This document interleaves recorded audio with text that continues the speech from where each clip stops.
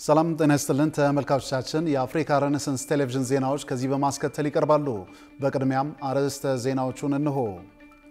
ኢትዮጵያ ህጋዊ በሆነ አማራጭ አሰብን ወደ ግዛቷ የምትመልስበት እድል እየሰፋ መሆኑ ተመላከተ። በአፋር ክልል ከሰሞኑ በህወሓት ኃይሎች ደርሷል የተባለው ጥቃትና ህወሓትና ሻዕቢያን የሚያወግዝ ሰልፍ ተካሄደ። ህፃናት ታግተው ገንዘብ መጠየቂያ ተደርገው ወላጆች ገንዘብ መስጠት ስላልቻሉ ህፃናቱ ተገድለዋል ሲል የኢትዮጵያ የሃይማኖት ተቋማት ጉባኤ አስታወቀ።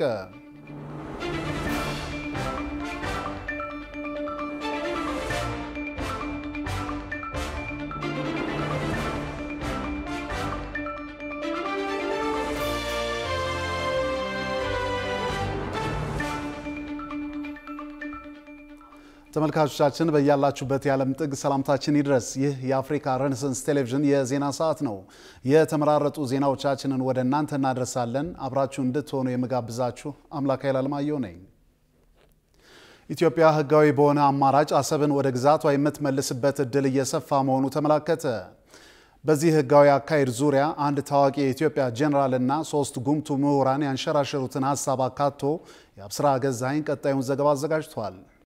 የሪፖርተር ጋዜጣ የፖለቲካ ጉዳዩ ተንታኙ ዮናስ አማረ በአንድ ጽሑፍ ውስጥ የኢትዮጵያን የባህር በር ጥያቄ ህግን መነሻ ያደረገ ሲል ይገልጻል። አሰብን ወደ ኢትዮጵያ የመመለሱ የኢትዮጵያ መንግስት መሻትም በህጋዊ መንገድ የሚፈጸምበት እድል እንዳለው እንደ ያዕቆብ ኃይለማርያም፣ አንዱዓለም በእውቀቱ እንዲሁም ጥሩነህ ዜና ያሉ የኢትዮጵያ ሊቃን ይገልጻሉ። የአሰብን የኢትዮጵያ ሉዓላዊ መሬትነት አጥብቀው ከገለጹ የኢትዮጵያ መንግስት ሰዎች መካከል ጀነራል ባጫ ደበሌም ይህንኑ ህጋዊ ስልት አስምረውበታል። ጀነራል ባጫ አምስተኛ ዓመቱ ባሳለፍነው ሳምንት ጥቅምት 24 ቀን 2018 ዓመተ ምህረት ሲታወስ የዋለውን የሰሜን ዕዝ መጠቃት አጋጣሚ መነሻ አድርገው በሰጡት ቃለ መጠይቅ የኤርትራ መሪዎች በራሳቸው ስህተት አሰብን ለኢትዮጵያ አሳልፎ የሚሰጥ ትርክት ገንብተዋል ብለዋል። ባጫ እንደሚሉት ከሆነ ሻዕቢያ ከኢትዮጵያ ጋር 30 ዓመት ሲዋጋ ዋነኛ መከራከሪያው ኤርትራ የኢትዮጵያ ቅኝ ግዛት ሆናለች የሚል ነበር። እንደ ጀነራል ባጫ አባባል ሻዕቢያ ደርግን አሸንፎ የፖለቲካ ነጻነቷን ያወጀች ኤርትራን ሲፈጥር በዚያኔው የኢትዮጵያ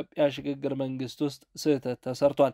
ይኸውም ስህተት በመጨረሻዎቹ የደርግ የስልጣን ዓመታት ራስ ገዝ የነበረችውን አሰብ የተባለች አውራጃ ቅኝ ተገዝቻለሁ ለምትለው ኤርትራ አሳልፎ መስጠት ሆኖ ተገልጿል። ጀነራል ባጫ ይህንን ክርክር የቀዱት ከአፍሪካ አንድነት ድርጅት መመስረቻ ቻርተር ሲሆን ቻርተሩ አንድ በአፍሪካ ውስጥ ያለና በቅኝ ግዛት ውስጥ የቆየ ሀገር ነጻ ሲወጣ ለመጨረሻ ጊዜ ያለውን ካርታ ይዞ መንግስት ይሆናል ይላል። በዚህ ህግ መሰረት የኤርትራ ካርታ ከአሰብ በስተቀር ያለውን መሬት ብቻ ያካልላል። ይህ የጀነራል ባጫ ደበሌ መከራከሪያ ጠቃሚ መሆን የተቻለው የኤርትራ ሊቃን ተግተው ኢትዮጵያ የሀገራቸው ቅኝ ገዢ እንደነበረች ስለሚሟገቱ ነው። ጥሩነህ ዜና የተባሉ የቀድሞ ኢትዮጵያ ዲፕሎማት ግን የኤርትራ ጉዳይ የቅኝ ግዛት ጉዳይ አልነበረም ባይ ናቸው። በርካታ የፖለቲካ ሊቃንም እንደ ኢትዮጵያ ያለች ፊውዳላዊና ለካፒታሊዝም ስልተ ምርት ያልበቃች ሀገር በፋብሪካና ህገ መንግስት የምትበልጣት ኤርትራን ቅኝ ገዛች ቢባል የፖለቲካ ሳይንስ ስላቅ ይሆናል ይላሉ። ለዚህ አንዱ ማሳያ ኤርትራን ከኢትዮጵያ ጋር በፌዴሬሽንም በአህዳዊ አስተዳደርም ያዋሃዷት ቀዳማዊ አፄ ኃይለ ሥላሴ ይጠቀሙበት የነበረው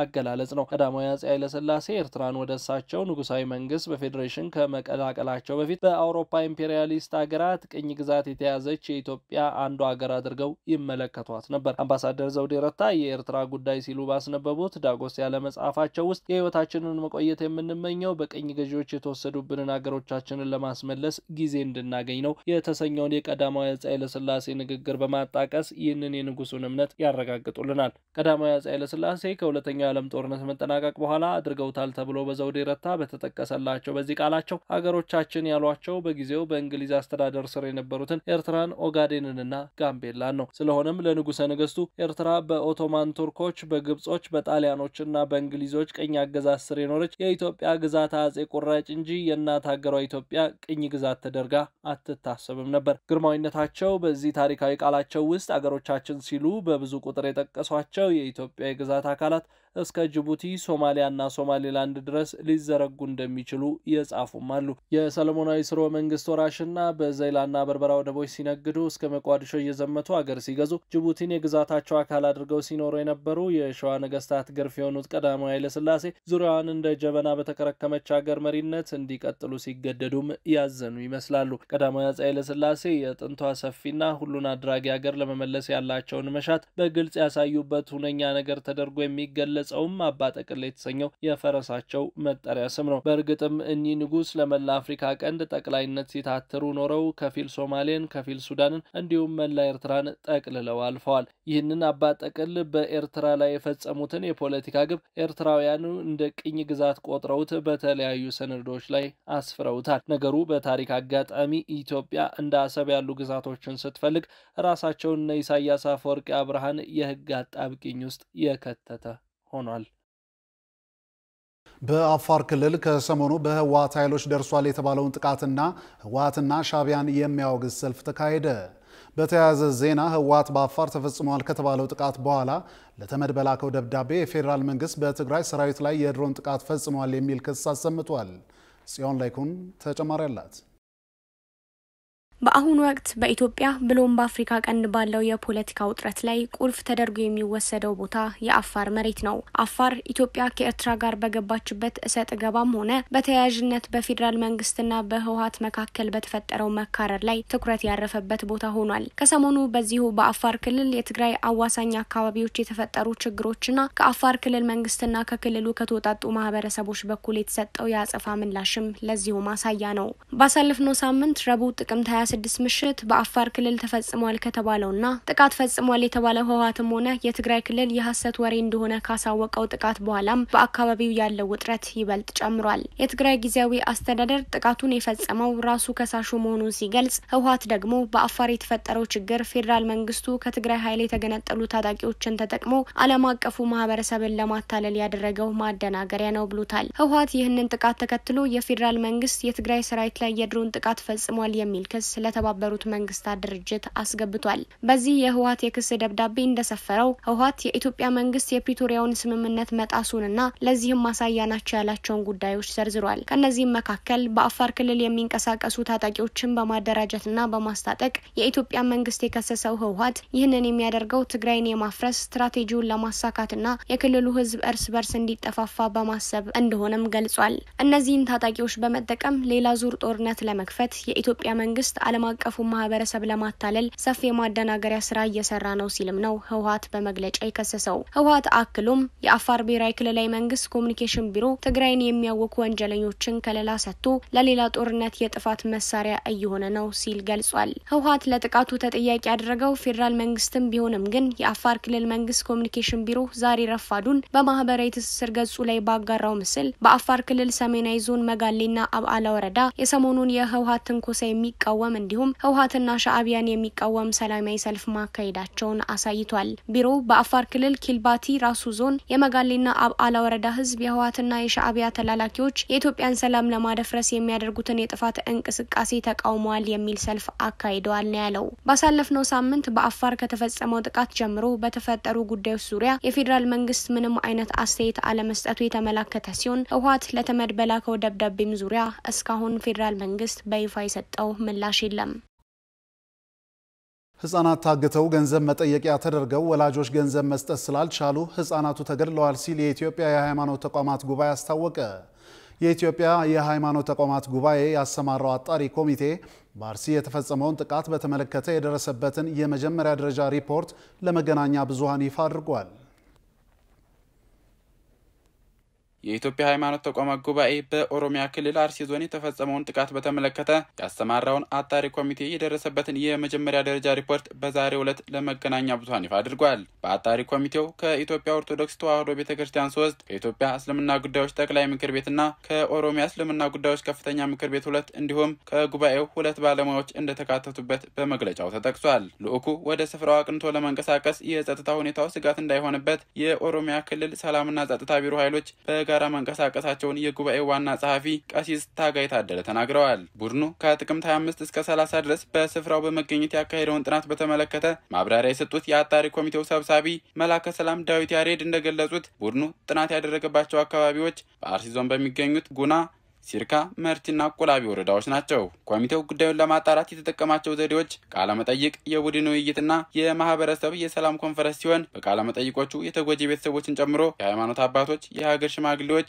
አይን እማኞች፣ አባገዳዎችና የአካባቢው የመንግስት የሥራ ኃላፊዎችን ጭምር በማወያየት መሆኑን አመላክተዋል። ኮሚቴው በዚህ የመጀመሪያ ሲል በጠራው ሪፖርት በተገኘው ውጤትም በጉና ወረዳ ናኖጃዊ ቀበሌ ገበሬ ማህበር የሰው ህይወት መጥፋቱን የንብረት መውደምና እገታ መፈጸሙን አረጋግጫለሁ ብሏል። ክስተቱ ጥቅምት 12 ቀን 2018 ዓ.ም ከቀኑ 8 ሰዓት ታጣቂዎቹ ህብረተሰቡን በማስገደድ አብረው ምሳ የበሉ ሲሆን በመጨረሻም የመንግስት የጸጥታ ኃይል መምጣቱን ሲያውቁ ሰዎችን አግተው ወስደዋልም ብሏል። ጥቅምት 13 ቀን 2018 ዓ.ም ታጣቂዎቹ ተመልሰው በመምጣት ተጨማሪ ሰዎችን መውሰዳቸውንና በጥቅምት 14 ቀን 2018 ዓ.ም በታገቱት ሰዎች ላይ ግድያ እንደተፈጸመባቸው ኮሚቴው አስታውቋል። ህፃናት ታግተው ገንዘብ መጠየቂያ ተደርገዋል። ወላጆች ገንዘብ መስጠት ስላልቻሉ ህፃናቱ ተገድለዋል ያለው አጣሪ ኮሚቴው አንዳንድ ቦታዎች ላይ ህፃናቱ ተለቀው ወላጆች ከነገንዘባቸው ተወስደው ተሰቃይተዋልም ብሏል። ኮሚቴው ከተጎጂ ቤተሰቦችና አነጋገርኳቸው ካለው የህብረተሰብ ክፍሎች አገኘሁት ባለው ጥቆማ ጥቃቱን የፈጸሙት ራሱን የኦሮሞ ነጻነት ሰራዊት ሲል የሚጠራው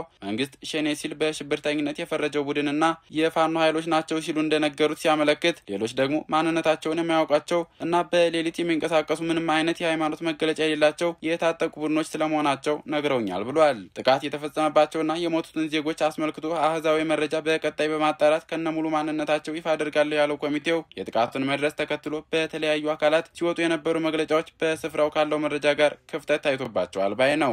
ችግሩ ፖለቲካዊ ይዘት እንዳለው ከማህበረሰቡ ያገኘሁት መረጃ ያሳያል ያለው ኮሚቴው የችግሩ ተጋላጮች አንድ ነገር ላይ ያነጣጠረ ማለትም ብሔርና ሃይማኖትን መሰረት ያላደረገ መሆኑንም አስታውቋል።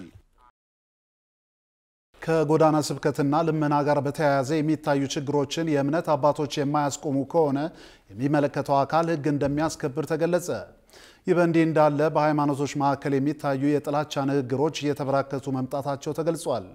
ብዙነህ እንዳለ ዝርዝር አለው። የትኛውንም የሃይማኖት ተቋም በማይወክልና ይልቁንም ማህበረሰቡን በሚረብሽና በሚያማርር ሁኔታ በመንገድ ላይ የሚደረግን ስብከት የሚያስቀር ሕግ ሊሻሻልና መመሪያ ሊዘጋጅ እንደሚገባ የአዲስ አበባ ከተማ ሰላምና ጸጥታ ቢሮ ገልጿል። ቢሮው ይህንን የገለጸው ከአዲስ አበባ የሃይማኖት ተቋማት ጉባኤና ከአዲስ አበባ ከተማ አስተዳደር ኮሚኒኬሽን ቢሮ ጋር በጋራ በመተባበር የሃይማኖት ተቋማት ሚዲያዎች ለሰላም እሴት ግንባታ ያላቸውን ሚና በተመለከተ የግንዛቤ ማስጨበጫ ውይይት በተካሄደበት ወቅት ነው። የአዲስ አበባ ከተማ ሰላምና ጸጥታ ቢሮ ምክትል ኃላፊ አቶ ብርሃኑ ረታ የጎዳና ላይና በንግድ ቦታዎች ላይ የሚደረግ የሃይማኖት ስብከትን በተመለከተ ሲናገሩ በመንገድና በንግድ ቦታዎች እየተጎተትን እየተሰበክን ነው በማለት ህብረተሰቡ በተደጋጋሚ ቅሬታ ያቀርባል ብለዋል። ድርጊቱን የመልካም አስተዳደር ችግር ሆኖ በመለየቱ የህግ ማሻሻያ ከሚያስፈልጋቸው ጉዳዮች አንዱ እንደሆነም ተናግረዋል። ይህንን በተመለከተም በቅርቡ ከሃይማኖት አባቶች ጋር ውይይት እንደሚኖር ጠቁመዋል። የሃይማኖት ተቋማት አስተምህሮት እንዴት ማካሄድ ይገባል በሚለው ላይ ከሃይማኖት ተቋማት ጉባኤ አባላት ጋር በጋራ የተለያዩ እነሱም መክረውበት አቋም ሊይዙባቸው የሚገቡ ሌሎች የህግ ማሻሻያዎች የሚያስፈልጋቸው ጉዳዮች መኖራቸውንም ጠቁመው በጋራ ጉዳዮች ላይ ግብዓት የመስጠት ልምድ ሊዳብር እንደሚገባም አስረድተዋል። በመሆኑም የመንገድ ላይ ስብከትን የሚያስቀር የህግ መሻሻልና ማስፈጸሚያ መመሪያ ሊዘጋጅ እንደሚገባም አስታውቀዋል። የአዲስ አበባ ከተማ የሃይማኖት ተቋማት ጉባኤ በበኩሉ በጎዳና ስብከትና ልመና ምክንያት የሚፈጠሩ ችግሮችን የእምነት አባቶች ማስቆም እንደሚገባቸው አስታውቀዋል። ጉባኤው በሃይማኖቶች መካከል የሚታዩ የጥላቻ ንግግሮችም ተበራክተዋል እያለ ሲሆን እያንዳንዱ የእምነት ተቋም የራሱ የሆነ አስተምህሮት እንደመኖሩ መጠን የራስን እምነት ለማስፋፋት ተብሎ የሌላውን እምነት ማንቋሸሽ ተገቢ እንዳልሆነም ገልጸዋል። በአሁኑ ወቅት ትልቅ ችግር እየፈጠረ ያለው አንዱ የሌላውን እምነት ማንቋሸሽ መሆኑን የገለጹት የጉባኤው ዋና ጸሐፊ መጋቢ ታምራት አበጋዝ እነዚህ ነገሮች ወደ ውድድር፣ ፉክክርና ጥላቻ እየተቀየሩ መሆኑንም ጠቁመዋል። ለአብነትም የአንድን እምነት ምልክት እንዲሁም ቀኖናን ማንቋሸሽና ማዋረድ እየተስተዋለ መሆኑን ጠቅሰዋል። እነዚህ አካላት እምነታቸውን ሽፋን በማድረግ ይጠቀሙ እንጂ የትኛውንም የእምነት ተቋም የሚወክሉ አይደሉም ሲሉም ተናግረዋል። ችግሩን በጊዜ መፍታት የማይቻል ከሆነ የግጭትና የጥላቻ መንስኤ ሊሆን እንደሚችል አመልክተዋል። ይህንኑ ጉዳይ በተመለከተ ችግሮች መለየታቸውን የተናገሩት ዋና ጸሐፊው መጠኑ የት ቦታ ይበዛል የሚለውን እንደተለየም ተናግረዋል። ቀጣዩ እርምጃ የሚሆነው ከሃይማኖት አባቶች ጋር መነጋገር መሆኑንም ጠቁመዋል። በመንገድ ላይ የሚደረጉ ስብከቶች ከሃይማኖት ዶግማና ቀኖና ያፈነገጡ ስርዓት አልበኝነት የሚታይባቸው በመሆናቸው እንደሚያሳፍሩ ብዙ ጊዜም ግለሰቦች በግላቸው የሚንቀሳቀሱ እንጂ የሃይማኖት ተቋማት የሚያደርጓቸው እንዳልሆኑ እንደሚታመንም ተናግሯል። በጊዜ መፍትሄ ካልተበጀላቸው ነገ የግጭት መንስኤ ሊሆኑ ስለሚችሉ እንዴት ይፈቱ በሚለው ላይ ጥናት መደረጉንና ህጋዊ እርምጃ ወደ መውሰድ ከመግባት በፊት በቅርቡ ከሃይማኖት አባቶች ጋር ውይይት እንደሚደረግም ገልጸዋል። የአዲስ አበባ ከተማ የኮሚኒኬሽን ቢሮ ምክትል ኃላፊ አቶ ዘውዱ ከበደ ህግን አክብረው እየሰሩ ላሉና በማንቃትና በማደራጀት በመደራጀት አዎንታዊ ሚና እየተጫወቱ ለሚገኙ ሚዲያዎች ምስጋናን አቅርበው በሌላ በኩል በሃይማኖት ስም በግላቸውና በቡድን በመደራጀት ከህግ አግባብ ውጪ የፖለቲካ ፍላጎታቸውን ለማሳካት ኢትዮጵያውያንን ለማጋጨትና ሀገር ለማፍረስ የሚንቀሳቀሱ ሚዲያዎች አሉ ብለዋል። ትክክል አይደላችሁምና ከዚህ እኩይ ተግባራችሁ ታቀቡና ወደ ትክክለኛው መስመር ተመለሱ ሊባሉ እንደሚገባ መድረኩም ለዚህ ዓላማ ማሳካት እንደሚረዳም ገልጸዋል። 70 ያህል የተለያዩ ሚዲያዎች የተውጣጡ ከ200 በላይ ተሳታፊዎች በተገኙበት መድረክ የጋራ ፎረም እንደሚመሰረትም ከመግባባት ላይ ተደርሷል። ደቡብ አፍሪካ በምታስተናግደው የቡድን 20 ጉባኤ ላይ አሜሪካ እንደማትሳተፍ ዶናልድ ትራምፕ ማስታወቃቸውን ኤኤፍፒ ዘገበ። በሌላ ዜና በኢትዮጵያ ደብረ ብርሃን ከተማ ታግቶ የነበረ ኬንያዊ በ3 ሚሊዮን የኬንያ ሽልንግ የቤዛ ክፍያ መለቀቅ መቻሉን የኬንያው ፕሬዝዳንት ዊሊያም ሩቶ አስታውቀዋል። የውጭ ትንታኔና ዓለም አቀፍ ጉዳዮች ዘጋቢያችን ቃል ኪዳን ይጥናም ጉዳዩን በዝርዝር ተመልክቶታል። We welcome you to Africa. We welcome you to South Africa. G20 South Africa 2025. በየዓመቱ አንድ የተለየ አባል ሀገር የቡድን 20 ጉባኤን በማስተናገድ የመሪዎቹን አጀንዳ ያዘጋጃል። የዘንድሮው ባለተራ ደቡብ አፍሪካ እንደ ወቅቱ የቡድን 20 ፕሬዝዳንትነቷ ጉባኤውን ለማስተናገድ ሽርጉድ ስትል የከረመች ሲሆን ከ2 ሳምንት ባነሰ ጊዜ ውስጥም የዓለማችን ኢኮኖሚ ዘዋሪ የሆኑ ሀገራት ታላላቅ መሪዎች የሀገሪቱ የኢኮኖሚ እምብርት በሆነችው ጆሃንስበርግ ከተማ ለመሰባሰብ ቀጠሮ ይዘዋል። ከቡድን 20 የበለጸጉ ሀገራት መካከል ከዋነኞቹ አንዷ የሆነችው አሜሪካ ግን ከዘንድሮው ጉባኤ ራሷን ማግለሏን በፕሬዝዳንት ዶናልድ ትራምፕ በኩል አስታውቃለች ሲል ኤኤፍፒ ዘግቧል። ፕሬዝዳንት ዶናልድ ትራምፕ እንደገለጹት በደቡብ አፍሪካው የቡድን 20 ጉባኤ ላይ የአሜሪካ ባለስልጣናት የማይሳተፉት ደቡብ አፍሪካ ውስጥ ስርዓታዊ በሆነ መንገድ ነጭ የሀገሪቱ ዜጎች ተገድለዋልና ተጨፍጭፈዋል በሚል ቀደም ሲል ያቀረቡትን ክስ በማጠናከር መሆኑን የኤኤፍፒ ዘገባ ያሳያል። እንደ የፈረንሳይ ዜና አገልግሎት አጃንስ ፍራንስ ፕሬስ ዘገባ ቡድን 20 በደቡብ አፍሪካ መካሄዱ በጣም አሳፋሪ ነው ሲሉ ትራምፕ ትሩ ሶሻል በሚባለው የማህበራዊ ትስስር ገጻቸው ላይ ያሰፈሩ ሲሆን እነዚህ የሰብአዊ መብት ረገጣዎች እስካሉ ድረስ የትኛውም የአሜሪካ መንግስት ባለስልጣን አይገኝም ሲሉ ማክለዋል። የደቡብ አፍሪካ የውጭ ጉዳይ ሚኒስቴር መስሪያ ቤት የትራምፕን አስተያየት አሳዛኝ በማለት ከግሪጎሪያኑ ህዳር 22 እስከ 23 በጆሃንስበርግ ከተማ የሚካሄደውን ጉባኤ በተሳካ መንገድ ለማስተናገድ በጉጉት እየጠበቅን ነው በማለት ገልጾ የትራምፕ ውንጀላ መሰረተ ቢስና ያልተረጋገጠ ነው በሚል በድጋሚ ውድቅ አድርጎታል። ሚኒስቴሩ አክሎም የደቡብ አፍሪካ ትኩረት በአወንታዊ ዓለም አቀፍ አስተዋጽኦዎች ላይ የጸና ነው ብለዋል ሲል ዘገበው የፈረንሳዩ ዜና አገልግሎት አጃንስ ፍራንስ ፕሬስ ነው። Who, if you have been following, was kidnapped in Ethiopia.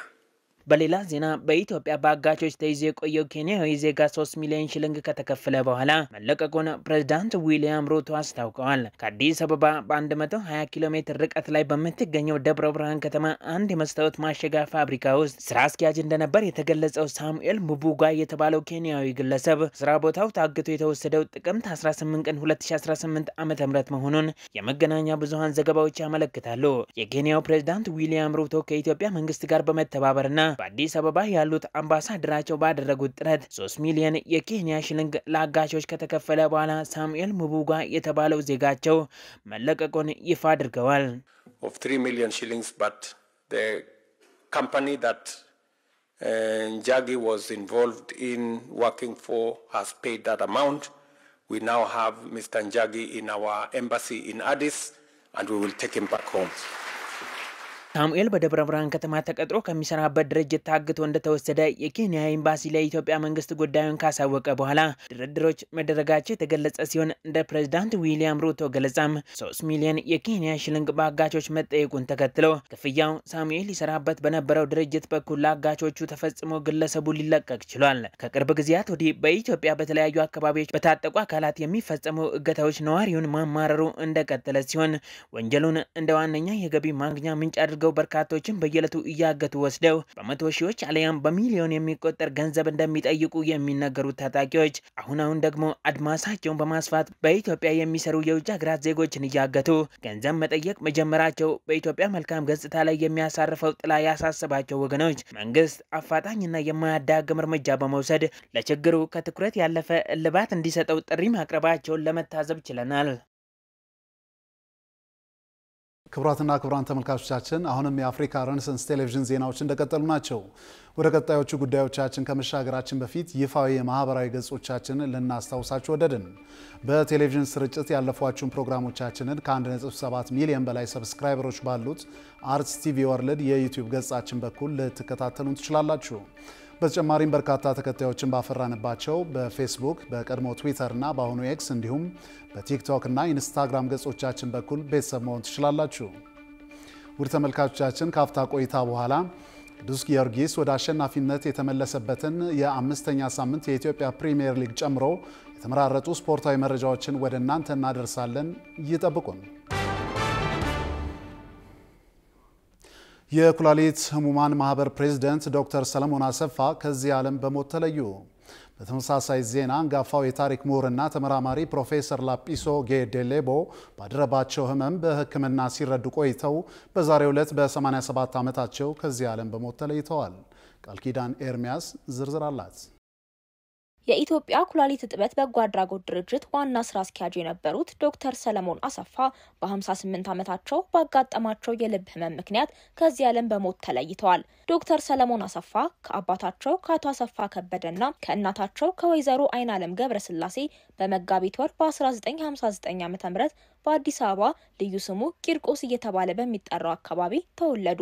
እድሜያቸው ለትምህርት ሲደርስ የመጀመሪያና መለስተኛ ደረጃ ትምህርታቸውን በፈለገ ዮርዳኖስ ትምህርት ቤት የተማሩ ሲሆን የሁለተኛ ደረጃ ትምህርታቸውን ደግሞ በአብዮት ቅርስ ከፍተኛና ሁለተኛ ደረጃ ትምህርት ቤት አጠናቀዋል። የከፍተኛ ትምህርታቸውንም ከጎንደር ሕክምና ሳይንስ ኮሌጅ በሕክምና ዲግሪ፣ በአዲስ አበባ ዩኒቨርሲቲ ደግሞ በማኔጅመንትና በህዝብ አስተዳደር የመጀመሪያ ዲግሪያቸውን ይዘዋል። ማስተሬታቸውንም ህንድ ሀገር ከሚገኘው ከሰኪም ማኒፖል ዩኒቨርሲቲ በማዕረግ ተመርቀዋል። ዶክተር ሰለሞን በተለያዩ የህክምና ማዕከላት እንዲሁም በበርካታ የበጎ አድራጎት ድርጅቶች ውስጥ በብዙ ኃላፊነቶች ያገለገሉ ሲሆን ከ2008 አንስቶም እስካሁን ድረስ ለተከታታይ 10 ዓመታት የኩላሊት ህመምተኞች በጎ አድራጎት ድርጅት ዋና ስራ አስኪያጅ ሆነው ተሹመው ሲያገለግሉ ከርመዋል። በአገልግሎት ዘመናቸውም ለኩላሊት ህሙማን በ8582 ላይ ኤ ብለው ድጋፍ እንዲያደርጉ ያስተባበሩና በሚሊኒክ በጳውሎስና በዘውዲቱ ሆስፒታሎች ውስጥ ዲያሊሲስ በነጻ እንዲሰጥ ያደረጉ ትልቅ የሀገር ባለውለታ ነበሩ። ዶክተር ሰለሞን የኩላሊት ህመምተኞች እጥበት በጎ አድራጎት ድርጅት ከተመሰረተበት ጊዜ አንስቶ ሙሉ ጊዜያቸውንና ዕውቀታቸውን የሰጡ ብዙዎችን ከሞት የሚታደገውንም የዲያሊሲስ ማሽን በበቂ ሁኔታ እንዲገባና አቅም የሌላቸው ሰዎች እጥበቱን የሚያገኙበት መንገድ እንዲመቻች ከፍተኛ ጥረት ያደረጉ ሰው ነበሩ። ከዚህም ባለፈ ልክ እንደ አይን ባንክ ሁሉ ሰዎች ህይወታቸው ሲያልፍ ኩላሊታቸውን ለኩላሊት ህመምተኞች እንዲለግሱ በርካታ ስራዎችንና የግንዛቤ ማስጨበጫዎችንም ሲሰሩ የነበሩ ታላቅ የሀገር ባለውለታም ነበሩ። ዶክተር ሰለሞን የኢትዮጵያ ኩላሊት እጥበት በጎ አድራጎት ድርጅት ዋና ስራ አስኪያጅ ሆነው በሰሩባቸው ዓመታት የኩላሊት ህሙማን የሚደርሱባቸውን የገንዘብ ጫና ለማቃለል የሚያስችሉ በርካታ ስራዎችን የሰሩ ሲሆን አቅም የሌላቸውንም ሰዎች እጥበቱን የሚያገኙበት መንገድ እንዲመቻች የበኩላቸውን ጥረት አድርገዋል። ዶክተር ሰለሞን አሰፋ ከባለቤታቸው ከወይዘሮ አጸዳ አማረ ጋር አንድ ወንድና ሁለት ሴት ልጆችንም በጋራ አፍርተዋል። ዶክተር ሰለሞን አሰፋ ባጋጠማቸው የልብ ህመም ምክንያት ትላንት ጥቅምት 30 ቀን 2018 ዓ.ም ከዚህ ዓለም በሞት የተለዩ ሲሆን ስርዓተ ቀብራቸውም ዛሬ ህዳር 1 ቀን 2018 ዓ.ም ከቀኑ 9 ሰዓት ላይ በቅድስት ልደታ ቤተክርስቲያን ወዳጅ ዘመዶቻቸው በተገኙበት ተፈጽሟል። በተያያዘ ዜና የታሪክ ተመራማሪው ፕሮፌሰር ላጲሶ ጌዴሌቦ በትላንትናው ዕለት ከዚህ ዓለም በሞት መለየታቸውን ተከትሎ የኢፌዴሪ ጠቅላይ ሚኒስትር ዶክተር አብይ አህመድ እንዲሁም ፕሬዚዳንት ታዬ አጽቀሥላሴ በህልፈታቸው የተሰማቸውን ጥልቅ ሐዘን ገልጸዋል። ፕሮፌሰር ላጲሶ ጌዴሌቦ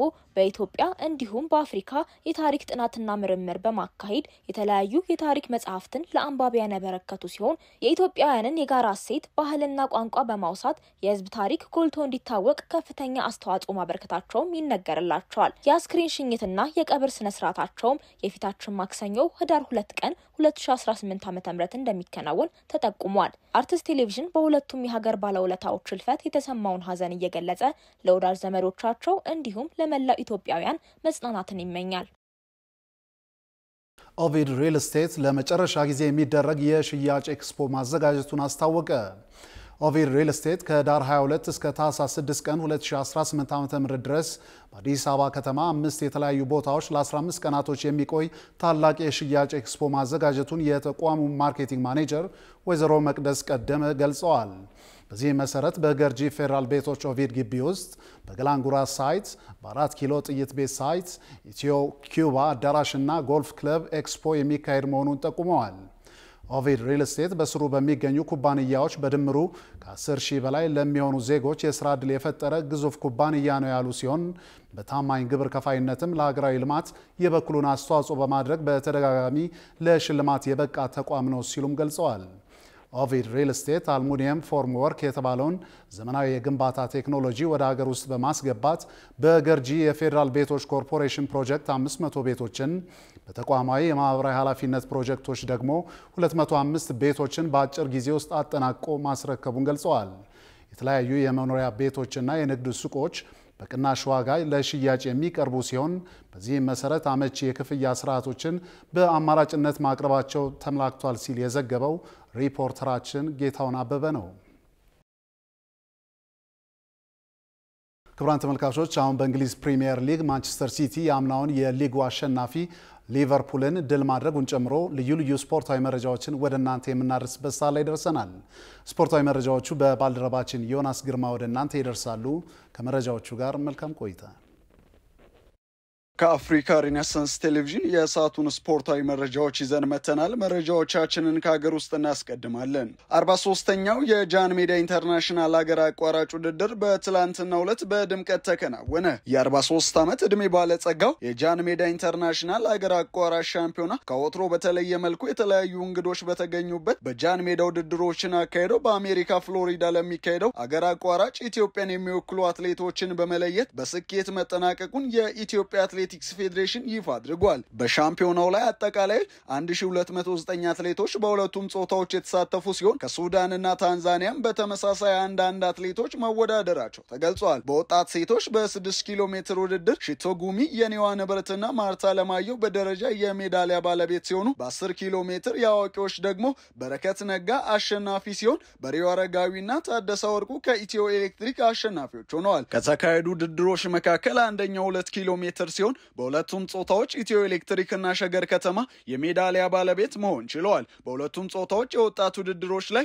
እድሜያቸው ከ20 ዓመት በታች የሆኑ አትሌቶች እንደተሳተፉና አትሌቶችም በሕክምና ባለሙያዎች የተደረገላቸውን የእድሜ ምርመራ በማለፍ በውድድሩ ላይ እንደተሳተፉ የኢትዮጵያ አትሌቲክስ ፌዴሬሽን አሳውቋል። በሻምፒዮናው ክልሎች፣ ከተማ አስተዳደሮች፣ ክለቦች፣ የግል አትሌቲክስ ማሰልጠኛ ማዕከላት ተወዳዳሪዎቻቸውን በማሳተፍ ለአትሌቶች ራሳቸውን የሚያሳዩበት ትልቅ ዕድል መፍጠር መቻላቸው ተገልጿል።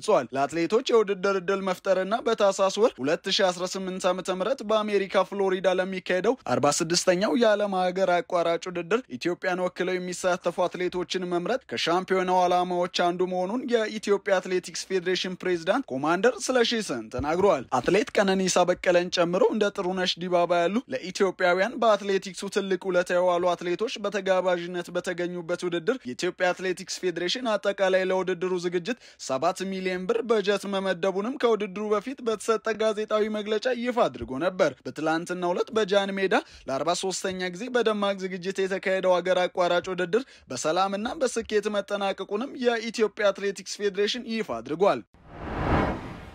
አምስተኛ ሳምንቱ ላይ በደረሰው የኢትዮጵያ ፕሪሚየር ሊግ ቅዱስ ጊዮርጊስ ወደ አሸናፊነት ሲመለስ በውጤት ቀውስ ውስጥ የሚገኘው ኢትዮጵያ ቡና በአዳማ ከተማ ሽንፈት አስተናግዷል። በአራተኛ ሳምንት መርሃ ግብር በሸገር ከተማ ተሸንፎ የነበረው ቅዱስ ጊዮርጊስ በአምስተኛ ሳምንት ጨዋታ ወደ አሸናፊነት ተመልሰዋል። በአዲስ አበባ ስቴዲየም ባህር ዳር ከተማን የገጠሙት ፈረሰኞቹ በመጀመሪያ አጋማሽ ባስቆጠሯቸው 3 ጎሎች ታግዘው 3-1 አሸንፈዋል። ለቅዱስ ጊዮርጊስ አምበሉ አቤል ያለው 2 ግቦችን ሲያስቆጥር አዲሱ አቱላ ቀሪዋን ግብ ከመረብ አሳርፏል። አምበሉ አቤል ያለው በሊጉ ለፈረሰኞቹ ባደረጋቸው 4 ጨዋታዎች አራተኛ ግቡን በማስቆጠር የሊጉ ኮከብ ግብ አግቢነትን ከሐዋሳ ከተማው ያሬድ ብሩክ ጋር እኩል በ4 ግብ እየመራ ይገኛል። ባህር ዳር ከተማን ከሽንፈት ያልታደገች ብቸኛ ግብ አምበሉ በረከት ጥጋቡ ማስቆጠር ቢችልም ክለቡን ግን ከሽንፈት ሳይታደግ ቀርቷል። ቅዱስ ጊዮርጊስ ድሉን ተከትሎ አንድ ተስተካካይ ጨዋታ እየቀረው 9 ነጥብ በመያዝ በአዲስ አበባ የነበረውን የመጀመሪያ ዙር አጠናቋል። በሌላ በኩል በሐዋሳ ዩኒቨርሲቲ ስቴዲየም በተደረገ ጨዋታ ሲዳማ ሲዳማ ቡና የሊጉ መሪ የሆነበትን ድል ማሳካት ችሏል። በአምስተኛ ሳምንት የሲቢ ኢትዮጵያ ፕሪሚየር ሊግ ምድረገነት ሽረን የገጠመው ሲዳማ ቡና 2-1 አሸንፏል። ፍቅረ ኢየሱስ ተወለ ብርሃንና ብርሃኑ በቀለ ሲዳማ ቡናን ግቦች አስገኝተዋል። አቤል ማሙሽ የምድረገነት ሽረን ብቸኛ ግብ ማስቆጠር ችሏል። ከአምስት ጨዋታ 12 ነጥብ መያዝ የቻለው ሲዳማ ቡና የሊጉ መሪ መሆን ሲችል ውድድሩ ትላንትም ሲቀጥል ተጠባቂ የነበረው የኢትዮጵያ ቡናና የአዳማ ከተማ ጨዋታ በአዳማ ከተማ አሸናፊነት 1-0 ተጠናቋል። በአራተኛ ሳምንት መርሃ ግብር በኢትዮ ኤሌክትሪክ ተሸንፎ የመጣው ኢትዮጵያ ቡና በዚህ ሳምንትም በውድድር ዓመቱ በአዳዲስ ተጫዋቾችና በአንጋፋው አሰልጣኝ ስዩም ከበደ ራሱን አጠናክሮ በመጣው አዳማ ከተማ 1-0 ተሸንፏል። በአዲስ አበባ ስቴዲየም አዳማ ከተማን የገጠመው ኢትዮጵያ ቡና ተከላካዩን በፍቃዱ አለማየሁን በ72ኛው ደቂቃ በቀይ ካርድ ባጣበት ጨዋታ የዓመቱ ሶስተኛ ሽንፈቱን አስተናግደዋል። ለአዳማ ከተማ ነቢል ኑሪ ማሸነፊያውን ግብ ሲያስቆጥር ኢትዮጵያ ቡና በውጤት ቀውስ ውስጥ እንደሆነ ከስድስተኛ ሳምንት ጀምሮ የሚኖሩትን የሊጉ ጨዋታዎች በሐዋሳ ዩኒቨርሲቲ ስቴዲየም የሚያደርግ ይሆናል። ገና በአምስተኛ ሳምንት 3 ሽንፈት ማስተናገዳቸው ያናደዳቸው የኢትዮጵያ ቡና ደጋፊዎች የቀድሞ የክለቡን አሰልጣኝ ነጻነት ክብሬን ስም በመጥራት በወቅቱ የክለቡ አሰልጣኝ አብይ ካሳሁን ላይ ያላቸውን ተቃውሞ ሲያሰሙ ተደምጠዋል። በሊጉ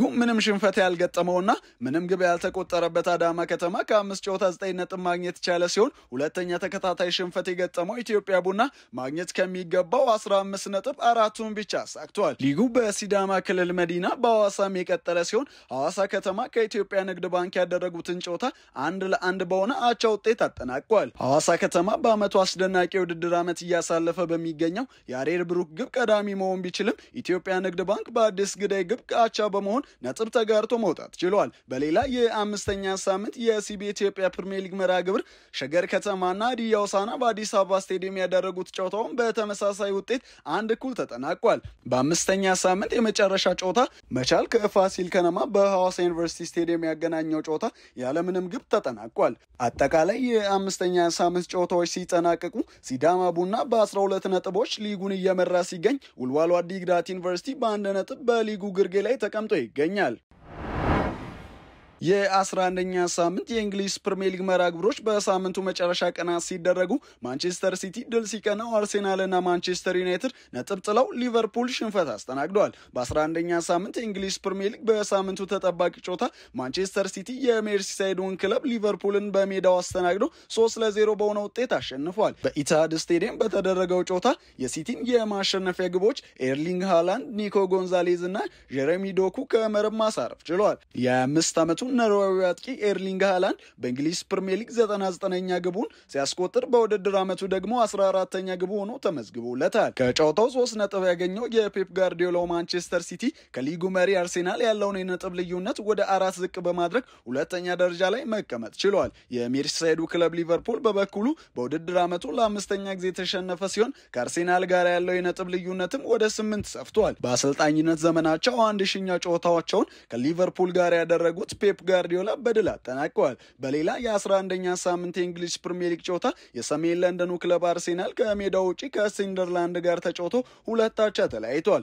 በስታዲየም ኦፍ ላይት በተደረገው ጨዋታ ቡካዮ ሳካና ሊያንድሮ ትሮሳርድ የአርሴናልን ግቦች ሲያስቆጥሩ ዳንኤል ባላርድና ብሮቢ የሰንደርላንድን ግቦች ከመረብ ማሳረፍ ችለዋል። ከ7 ዓመት በኋላ ወደ ሊጉ የተመለሰው ሰንደርላንድ በውድድር ዓመቱ በሜዳው ያለመሸነፍ ጉዞውን ሲያስቀጥል በሊጉ ያለፉትን 5 ተከታታይ ጨዋታዎች ያሸነፈው አርሴናል የሊጉ ክስተት በሆነው ሰንደርላንድ ነጥብ ለመጣል ተገዷል። በሁሉም ጨዋታዎች ተከታታይ 9 ጨዋታዎች ላይ ጎል ሳይቆጠርባቸው የወጡት መድፈኞቹ በአዲስ አዳጊው ቡድን ሰንደርላንድ እጅግ ሲፈተኑ ቆይተው በሊጉ ለመጀመሪያ ጊዜ 2 ግቦች ተቆጥረውባቸዋል። በውድድር ዓመቱ ከ5 ተከታታይ ድል በኋላ ለሁለተኛ ጊዜያቸው የተለያዩት መድፈኞቹ ሊጉን በ26 ነጥብ እየመሩም ይገኛሉ።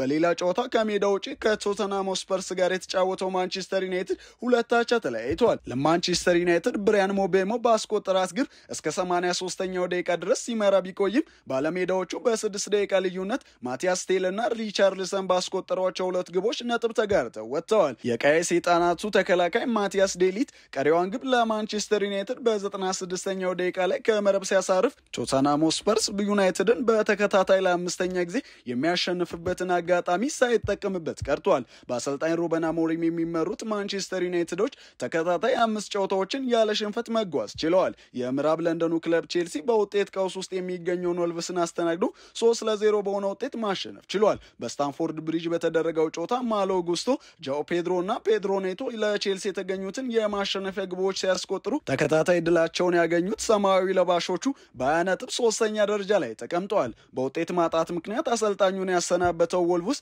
በበኩሉ አንድም ጨዋታ ያላሸነፈ ሲሆን በ2 ነጥብ 20ኛ ደረጃ ላይ ተቀምጠዋል። ውድ ተመልካቾቻችን የአፍሪካ ሬኔሳንስ ቴሌቪዥን የሰዓቱ ዜናዎች የተከታተላችሁትን ይመስሉ ነበር። ስለሰጣችሁን ጊዜ ከልብ እያመሰገንን ከዜናዎቹ ጋር አምላክ ኃይለ ዓለማየሁ ቆይታ አድርጌ ያለው ከቀሪ የጣቢያችን ዝግጅቶች ጋር መልካም ጊዜ እንተመኝ።